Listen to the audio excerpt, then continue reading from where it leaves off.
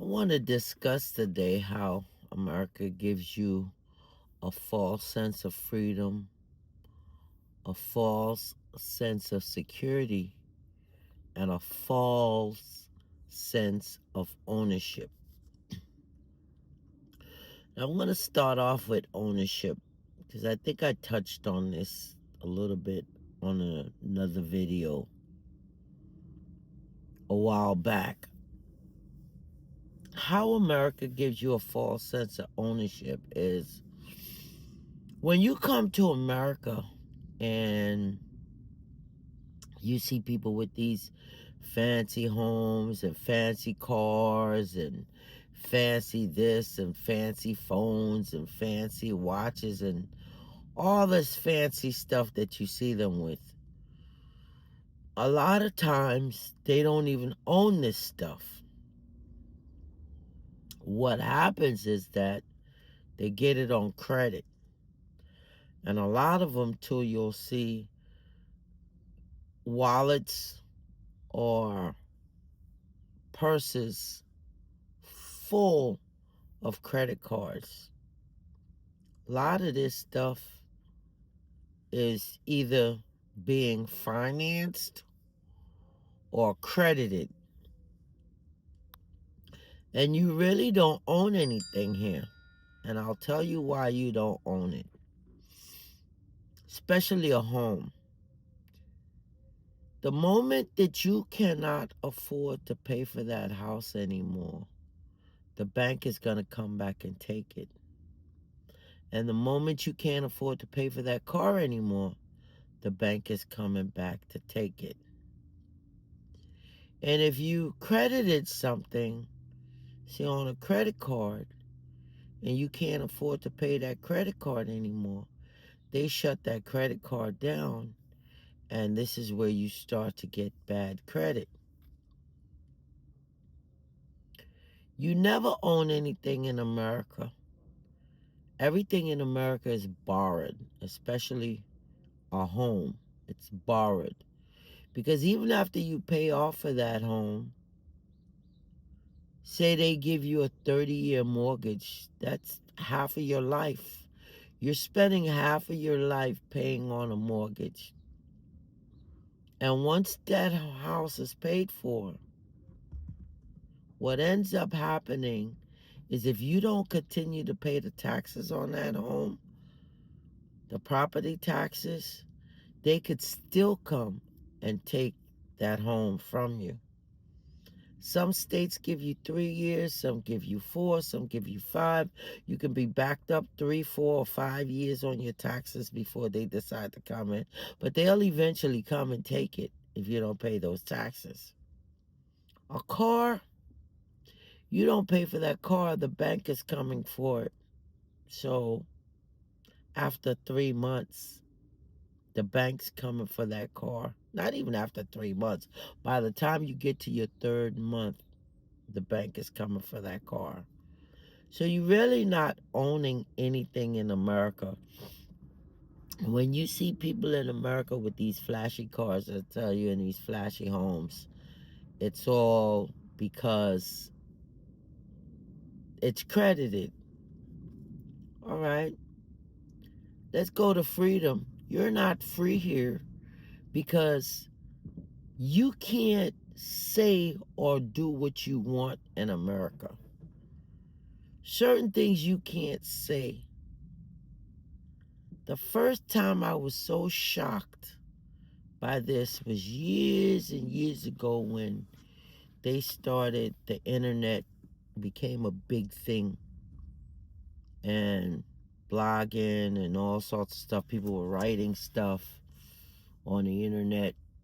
And one guy wrote an article, a blog article, and posted it up on the internet about a officer that did him wrong and what he wished for him and wished that he could be on alive, not by him, but whoever. But he just wished that something bad would happen to this officer, and he said it in his blog, and he got locked up for years behind that. Years he got locked up for, which I thought, I was like, wow. I thought you could just say what you want, and if you didn't act on it, then you'd be all right. But in America, it's not the case at all. Whether you act on something or not, once it comes out of your mouth, it becomes like, depending on what you say, you're not free to say it. You understand? You could talk all day long about whatever you want, but certain things that you might talk about, you can get in trouble for it. Even a police, if a police stop you on the road and you say certain things, they put you in some kind of thing. Oh, disorderly conduct. You did this. You said that. Da, da, da.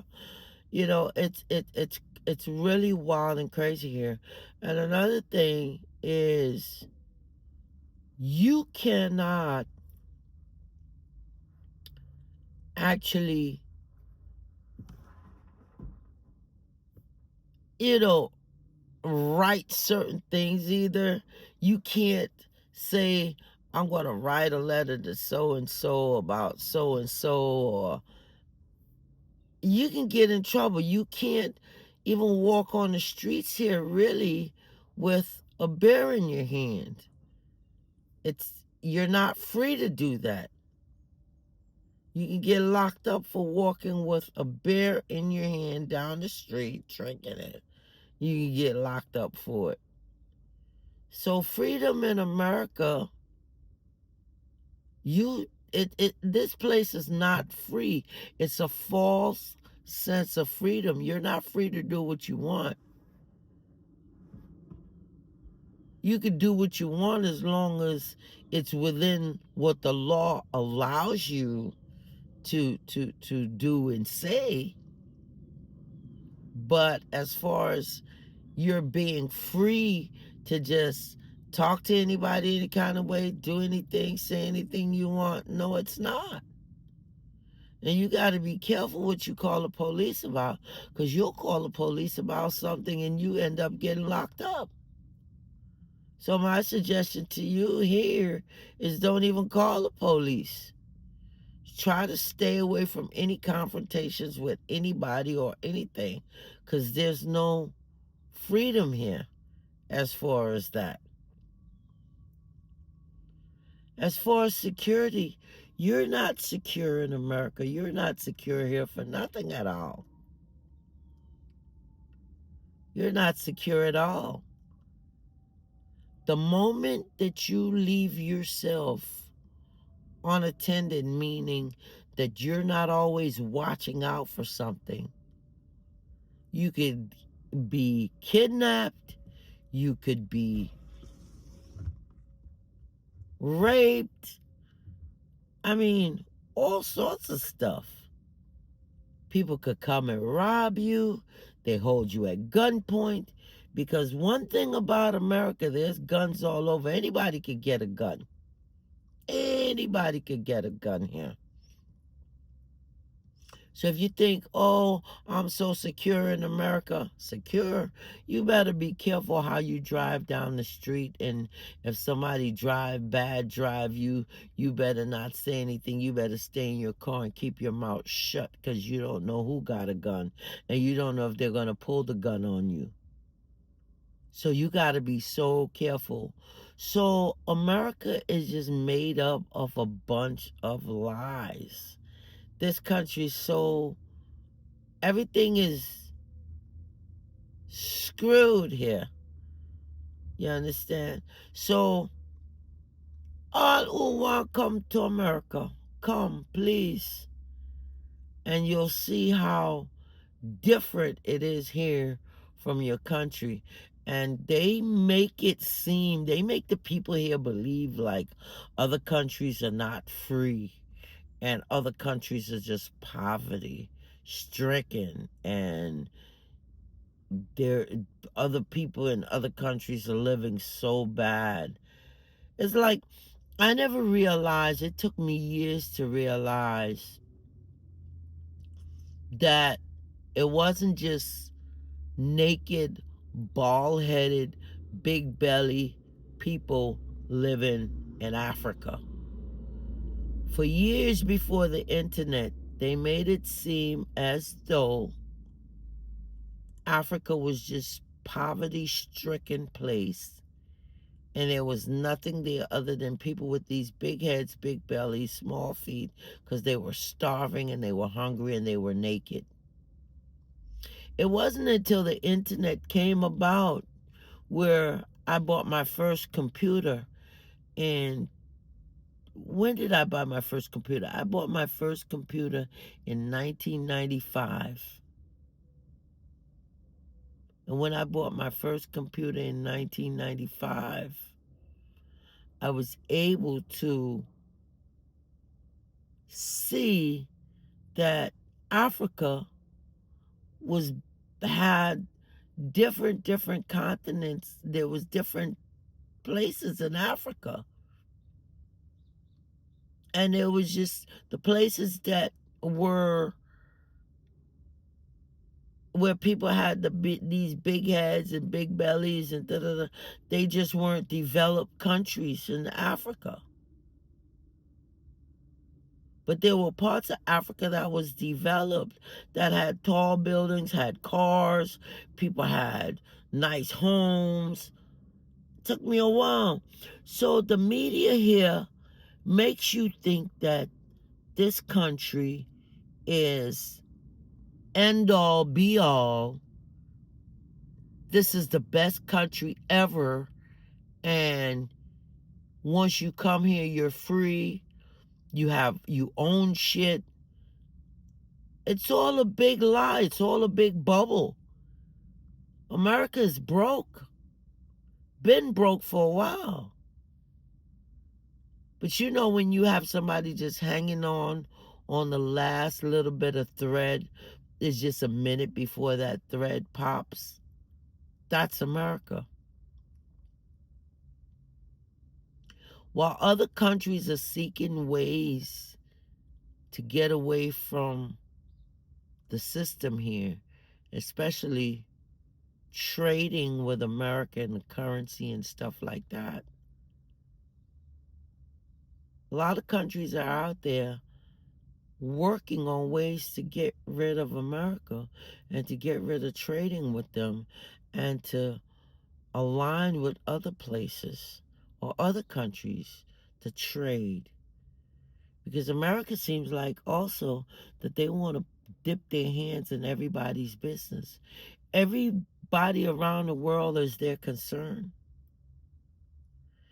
Instead of them worrying about their homelessness here and high cost of living and high rents, because even rents, I want to talk about rent now. For you, I live in Florida, and to get a one-bedroom apartment in Florida is about $1,500 a month. Minimum wage in Florida is still $7 and I think 15 or $7.30. So how is someone who is a single person, no college education, not even college education, because forget about college education. Anybody can make money now. You can find ways of being creative and making money. So forget about college education, right? But how is someone that's just making minimum wage can afford to live on their own? They can't. So you have to live with people now that you don't even want to live with, that you don't even like, because of the simple fact that you can't afford to be on your own. Think about buying a home right now. If you didn't have a home before, you can't buy one now. I've owned 3 homes already in America. If you don't have a home now, you can't buy another one. It's impossible unless you win the lottery and get some big money and just go out and buy it cash. But if you're thinking about being here, buying a home now to pay a mortgage, you won't be able to. I had a friend who bought a house about 2 years ago, I told her, I said, this is a bad idea. Don't buy the house. It's not a good time to buy a house. She bought the house anyway. I said, I'm happy for you.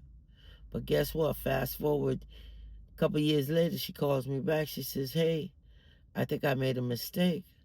I says, I know you did.